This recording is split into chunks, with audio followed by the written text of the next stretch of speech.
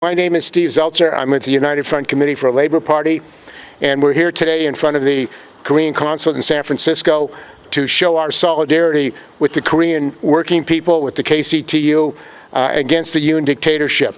And we believe that the Yoon dictatorship is actually a product of the United States. The U.S. government has been intimately involved in supporting the policies of the Yoon government. Including militarization, including more repression. Yoon government tried to do a coup. They declared martial law illegally, and then they ordered the army, the police to blockade the parliament in Seoul. And what happened is very important because it has lessons for this country. Because what they did was the legislators broke through, they got inside the parliament, and they voted unanimously 190 to 0 against this martial law, which was basically used to attack the workers and people of Korea. And the government did this illegal action, and we support Yoon being prosecuted and the people in the military who did this illegal action. Why did they do it? Well, they did it because the people of Korea are moving to impeach Yoon. They're moving to demand changes and end the attack on democratic rights that the Yoon government represents. The Yoon government wants to militarize. They want to take away democratic rights. Workers in Korea are in jail. Trade unions are in jail in Korea. They passed laws that if workers go on strike in Korea, they can be sued personally by the companies. Workers have committed suicide. They're trying to privatize public services, public education. And this is a warning, really, to the people of the United States and what the Trump government is going to do. Because under Project 2025 in the United States, they want to destroy all public education. They want to privatize all public services. They want to take away democratic rights. They want to deregulate. They put Musk and right-wing corporate executives in charge of the government. This is what you call fascism. When you have corporate billionaires in charge of the government. That's exactly what Trump is doing. And they want to dismantle any kind of democratic rights. So we believe that this is a warning. What happened in Korea is a warning to the American working people, the American working class, about the dangers here. We have to rally, and working people and unions have to support the people of Korea. I have to oppose what the Yoon government has done. But let's be clear again, the Yoon government is not operating on its own. It's been basically been doing the bidding of the United States government, whether Democratic or Republican. The U.S. government wants Korea now to spend billions of dollars. This is what Trump says. They should spend billions of dollars of militarization for war against China and North Korea. That's what this is all about. This is about militarism and war, and also the Korean government, the Yoon government, has been supplying Ukraine with weapons for the war in Europe. So this is an international issue. It's an issue right here in San Francisco, because as we know, in San Francisco, you have a new billionaire mayor, Lori, who is the scion of the Levi Foundation. He is a privatizer. San Francisco has a deficit. There are people here that are going to lose their health care, lose their benefits, their housing, and yet right here in Pacific Heights, where this consulate is, they're billionaires. There are over 50 billionaires in San Francisco. Now, these billionaires are making tremendous profits. Their profits are going up, and the living conditions of workers are going down in the United States. Workers can't afford groceries. Workers can't survive. And yet the billionaires are doing great, and this government is going to further enrich the billionaires, because the government is run by the billionaires now directly through the Trump administration. And this is what the people of Korea have been opposing. They've been opposing the rich in Korea, stealing from them, profiting from slave labor, from the conditions of immigrant and migrant workers. Migrant workers have died in Korea because they have no health and safety protection. They're being harassed. So we're saying that the people of the United States are in unity with the mass of people in Korea against this Yoon effort to have a dictatorship. We support their efforts to put him on trial, and we also say that we have to learn the lessons of what happened in Korea for the United States, because when Trump takes office, he, I'm sure, has similar plans. Bannon and other of the people that are supporting him want a fascist government in the United States.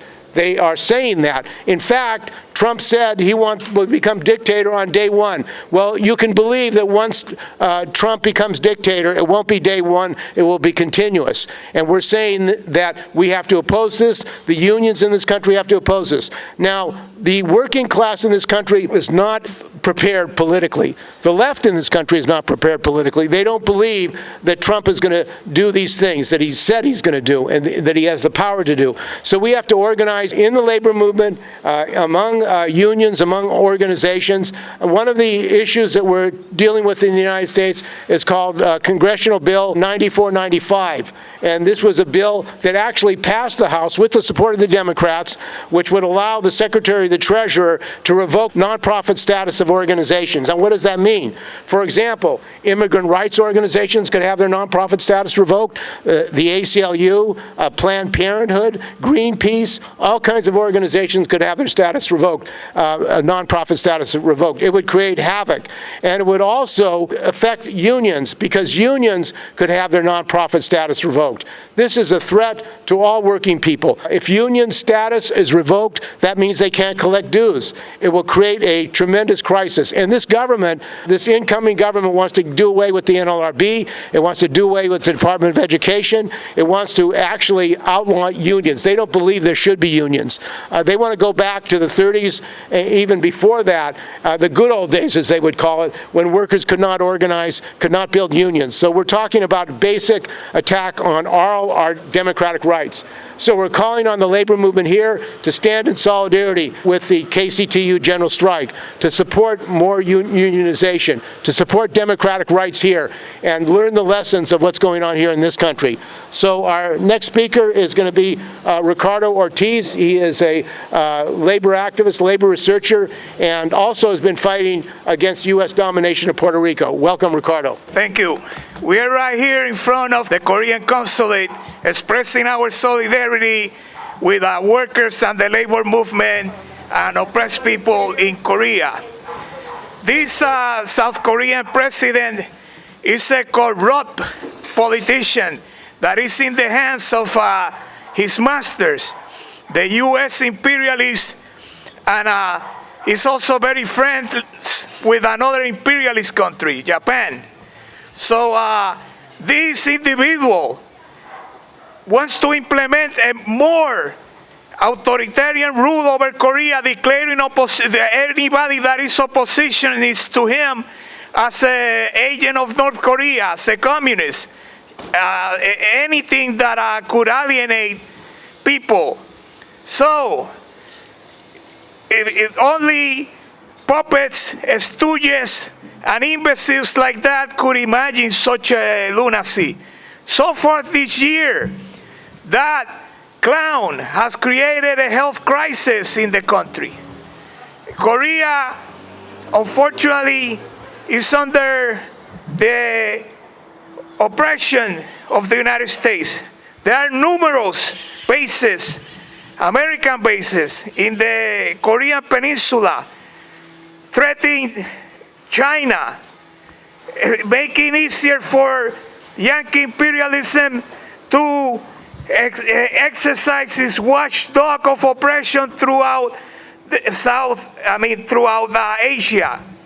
That's the role that the United States plays in Korea, with the support, the backing, and the collaboration of individuals like the current president. It's not an accident that the U.S. supports and backs such a corrupt and oppressive tyranny. In Latin America, we have a long history of U.S. supporting tyrants, dictators, bloody and cruel rulers at the behest of U.S. corporations. The Duvalier dictatorship in Haiti was supported by every Democratic and Republican administration throughout the 20th century. Trujillo in the Dominican Republic. Those countries in 1915 and 1916 respectively, they were occupied by the United States. U.S. under a Democratic administration occupied Mexico, Tampico in Mexico. during the same decade. Roosevelt invaded Nicaragua in 1934. 1940, signing into law the Smith Act, that with that piece of legislation, the communists of the then Revolutionary Socialist Workers' Party were indicted and sent to prison, and the Puerto Rican Nationalist Party. And then with that very same legislation, in the 50s, they locked up the Communist Party of this country.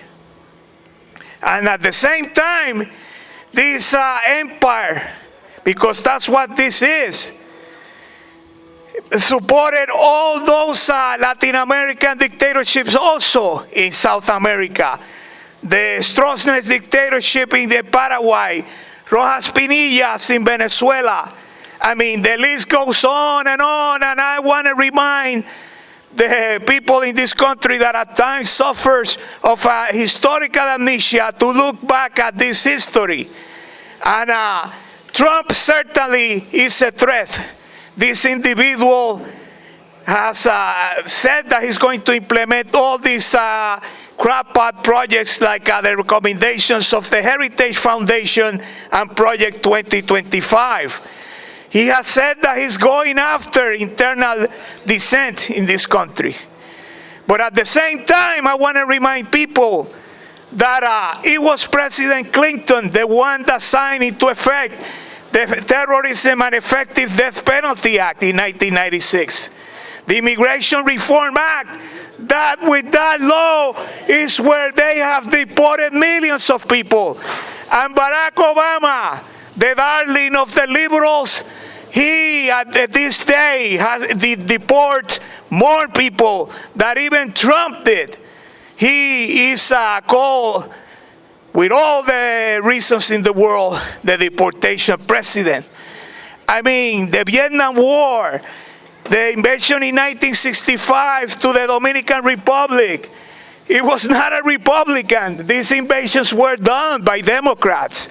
You know, Obama helping the French imperialists to blow up Libya, Clinton blowing up Yugoslavia. The Democratic Party is not an alternative for us, as well as the other party of capitalism, the Republican Party. There are two wings of one party, and that party is the ruling class. That's what it is. And we, comrades and friends, we need to build an alternative. We need to build a workers' party that will nationalize and put property under workers' control. That's the only way that we can end oppression in this country and elsewhere. We got to be in solidarity with people around the world. Before I round up, I want to mention an example. In Argentina, a crazy wannabe fascist crackpot president was elected a year ago. And he wants to get rid of every inch of public property in that country. He has tried to repress the working class. He has faced with multiple opposition from the labor movement and the left, particularly the left. But he admires Trump. He has said it publicly. But I want to remind you a couple of things. The current U.S. government, led by the Biden administration, has sent the head of the United States Southern Command to meet with crackpot President Javier Milei 3 times. 3 times. The head of the CIA traveled to Argentina to meet with Javier Milei. Clinton had dinner in the United States with Javier Milei. I mean, so currently, even during this Democratic Party administration, they do support whoever is a running dog in the third world for the American corporations. Down with capitalism, down with Yankee imperialism, support for the Korean trade unions. Long live the Korean working class. Long live the international working class. Thank you. And what we have to say is this effort to stop the coup by Yoon is important because the people of Korea do not want war. The people of Korea, like the people of Japan, the people of China, have suffered from war. And what is going on now is the United States, Democrat or Republican, are trying to encircle China. They're trying to whip up racism against people in Asia and the militarization. And the people of Korea do not want it. Yoon was pushing forward it regardless of the feelings of the people against it. So our next speaker is Julie Tang. She's a retired judge here in San Francisco, and she's active and a founder of the Comfort Women's Coalition in San Francisco, Comfort Women for Justice, because this government, the Yoon government, has tried to suppress the history of what happened during the Second World War, including the use of slave labor of Koreans in Japan. Welcome, Julie. I'm Julie Tang. I'm a retired judge of the San Francisco Superior Court. My name is Julie Tang. I'm a retired judge of the San Francisco Superior Court, and I'm also a co-founder of the Comfort Women Justice Coalition. In the last 2 years since President Yoon took office, she has suppressed the Comfort Women Justice movement in Korea, and she's trying to shut down voice of justice. We've been so frustrated, and we're so proud of the Korean people who are standing up against him. But in addition to the issue of sexual slavery conducted by the Japanese military, which we have been seeking redress for the victims, I also think equally the treatment of workers by President Yoon has been appalling.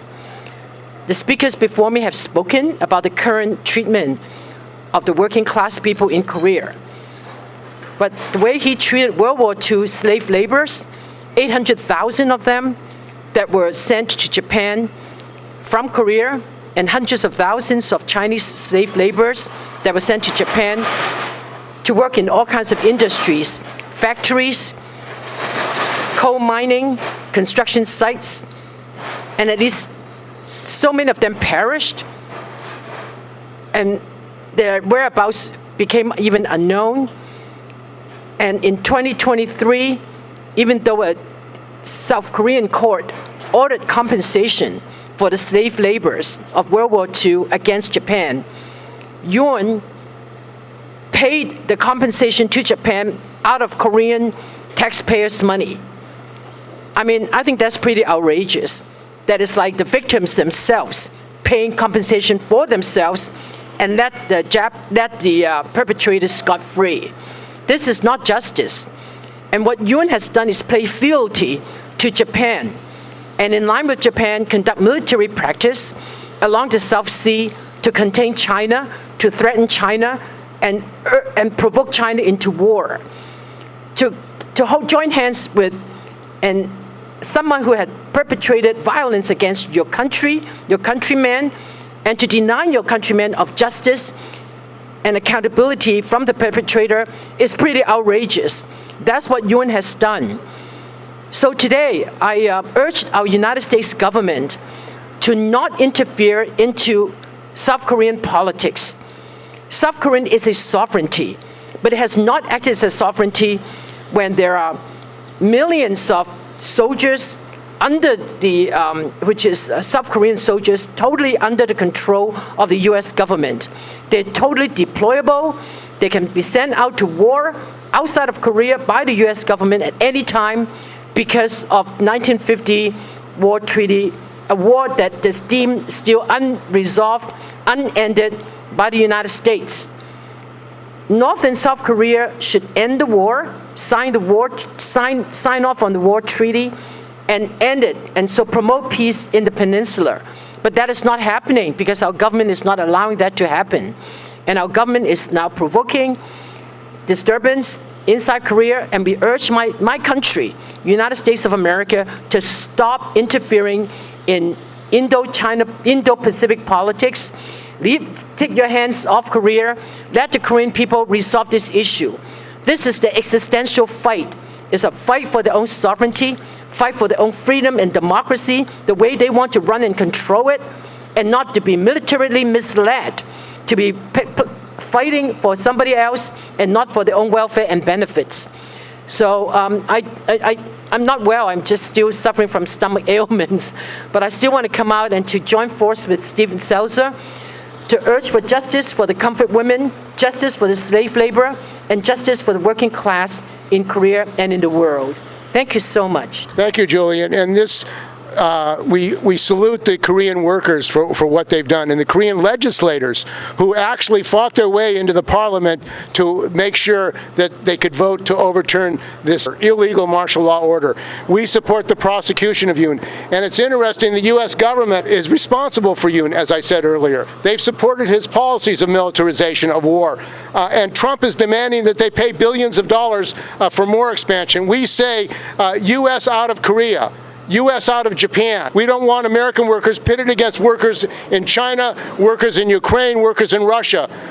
The tariff war that Trump is organizing, and actually the tariff war that Biden is doing, is actually going to create a world depression.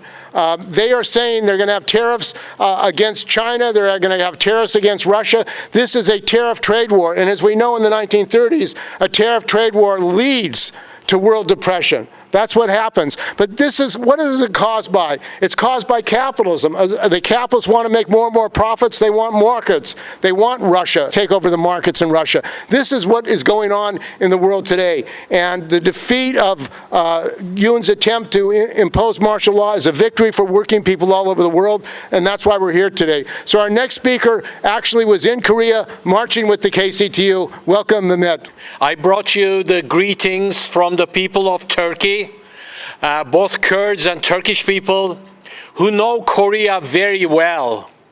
Because like Steve was saying, United States is using the people of Korea to attack China, North Korea, and other places. Because capitalism is in deep crisis, and there is no way that they are able to solve even the small problems of capitalism except with war. In 1950, the people of Turkey were forced to go across the globe to fight and kill Koreans. The scars of it, we still bear with us. The Turkish army sent people to Korea to massacre them. For what? That was the condition to enter NATO. I have relatives who have fought in Korea. They came back, but they have lost their minds. They died just homeless and trying to kill their wives and everything. For what? So that Korea could be, quote unquote, saved from communism. Today we are seeing the same thing. Again, people are being pitted against each other. We see this in Turkey.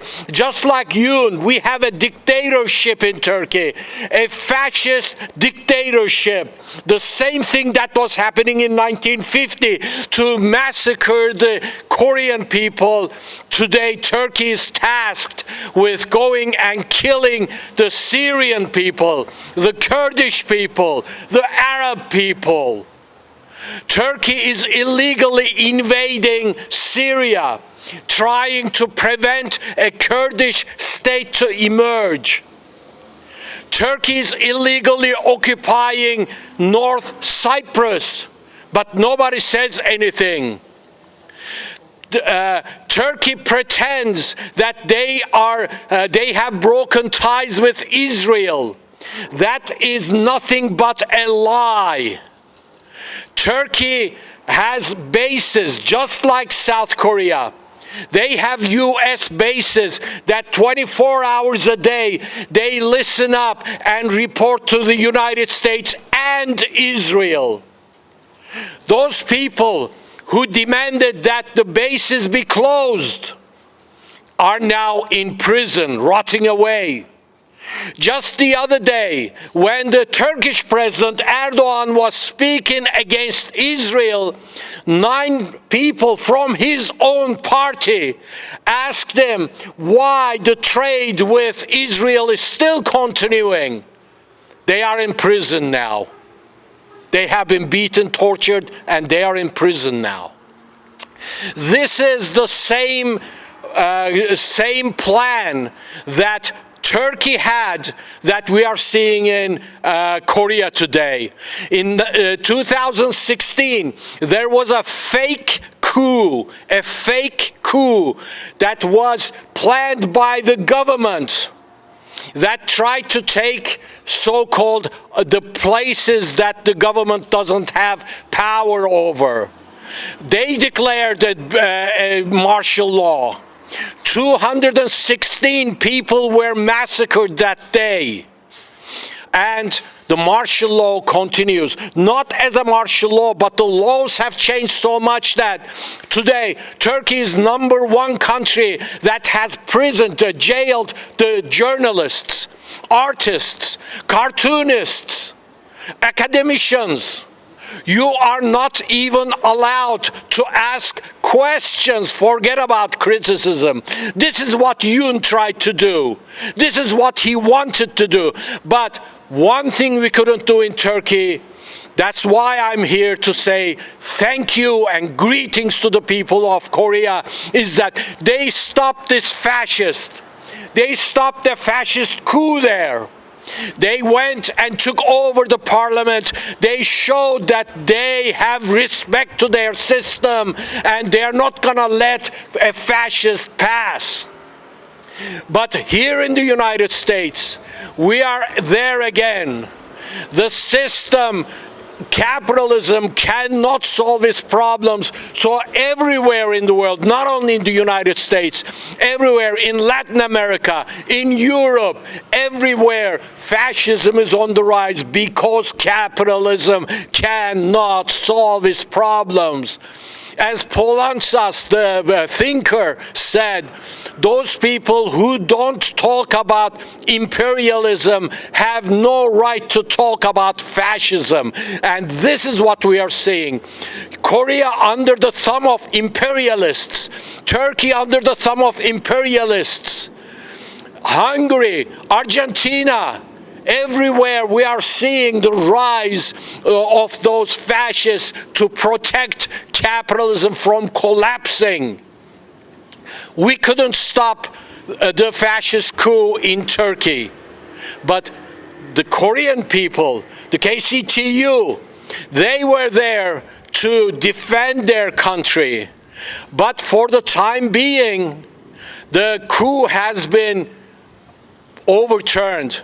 But the forces, the US soldiers, US bases in Korea are not gonna take this lightly. Let's wait to see what happens. Let's wait to see what happens with Trump. This is what's going to happen. With the Trump, I believe that there are going to be more and more attempts to defeat democracy everywhere in the world. So we have to unite. We have to organize before it's too late. Those people in Germany in the 1930s, they didn't see the threat coming. People in Italy against Mussolini didn't see the threat coming. They thought it was just a small fringe group of crazy people. But fascism comes like this, with a coup here and a coup there and an assassination there, a takeover attempt there. This is how they encroach, step by step, one by one.